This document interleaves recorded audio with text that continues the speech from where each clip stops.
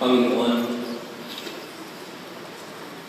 kami ay lumalapit ng inyong loob, nagsusumamo. Dahil sa iyong kagandahang loob, dahil sa biyaya at awa, kami na kinakabalan ay naghahangad na kami po ay mapabuti, magkaroon ng tamang kaisipan, tamang paglalakbay, tamang pamumuhay, samantalang kami naghihintay sa pagdating ng panahon na makikita namin ng aming Panginoon sa Kristo na babalik upang kami Panginoon ay tawagin. Ama, sa biyaya ng ito kagandahan ko, ay iyong pong itataas ang iyong mga anak. Sila iyong aakapin dahil sa iyong kagandahan ko. Sila iyong pakikinggan dahil sa biyaya nito. Sila iyong pagkakalooban ng kanilang pangangailangan, na anuman ang kanilang nais, dadalhin anuman ang laman ng kanilang puso sa sandaling ito ng kanilang paglapit. Ang biyaya ng Panginoon Diyos ang magbibigay sa kanila ng katatagan, ng kagalakan,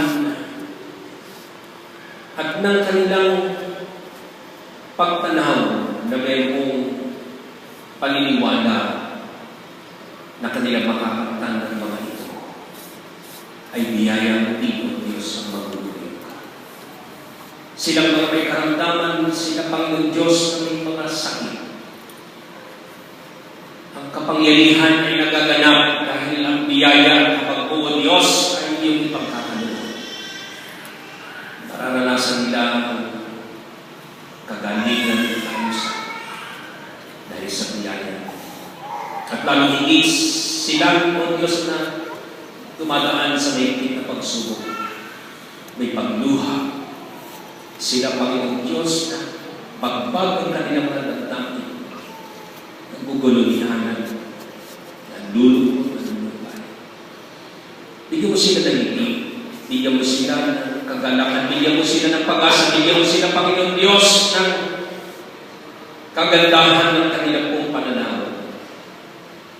At ang biyaya po ng kagandahan mo ang magdadala sa kanila upang makaranasan.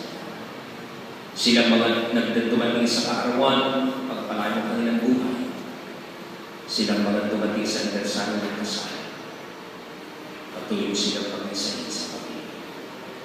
Inataas po namin sa iyo ang iglesia nito, ang pagsamba sa itong Pilipino, ang mga iba't ibang pagsamba ng iglesia, ang mga tagapaguna, lahat Panginoon Diyos ng mga ari. Naniniwala po kami na kamay mo ay sa kanila. Sasamahan sila, ilalayo sa mga pamamahan, pagtatagumpayin, ano mo masubukan ng kanilang kabayan ng ilang Diyos, ang biyaya po ay sa kanila upang magtagumpay ang tinatawag. Sa pagkatamang ito, Diyos, ay namin natanangin. Sa pangalan ni Jesus, ang Panginoon na tagapagligtas. Amen. Ngayon po tayo lahat.